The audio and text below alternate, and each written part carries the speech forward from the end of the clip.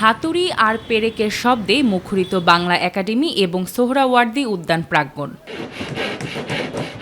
২৬শে ফেব্রুয়ারি থেকে ১৫ই মার্চ পর্যন্ত এই বইমেলায় এবার মোট প্রকাশনী প্রতিষ্ঠান থাকবে ৫৪৯টি। এর মধ্যে বাংলা একাডেমি প্রাঙ্গণে ৮১টি এবং সোহরাওয়ার্দী উদ্যানের অংশে থাকছে ৪৬৮টি প্রকাশনী প্রতিষ্ঠান। আশা করি যে প্রতিবার যেভাবে পাঠকের সমারোহ হয় বইমেলা ঘিরে, এবারও তেমনই থাকবে।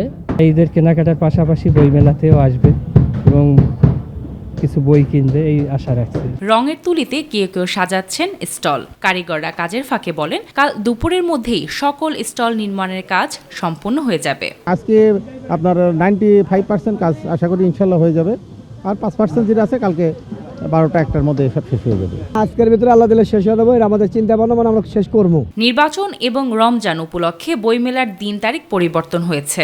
ছুটির দিন ব্যতীত বইমেলা খোলা থাকবে দুপুর ২টা থেকে রাত ৯টা পর্যন্ত। এদিকে এবারে বইমেলায় থাকছে না কোনো প্যাভিলিয়ন এবং সরকারের পক্ষ থেকে প্রকাশকদের জন্য স্টল ফি সম্পূর্ণ মওকুফ করা হয়েছে। বাংলা একাডেমি ও অন্যান্য প্রতিষ্ঠান এবার বই বিক্রি করবেন ২৫% কমিশনে। চলছে বইমেলার প্রস্তুতির শেষ কার্যক্রম। নানা জল্পনা কল্পনা পেরিয়ে ২৬শে ফেব্রুয়ারি অনুষ্ঠিত হতে যাচ্ছে অমর একুশে বইমেলা।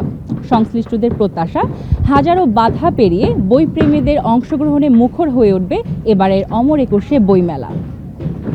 সাদিয়া হক মৌ, মাই টিভি, ঢাকা।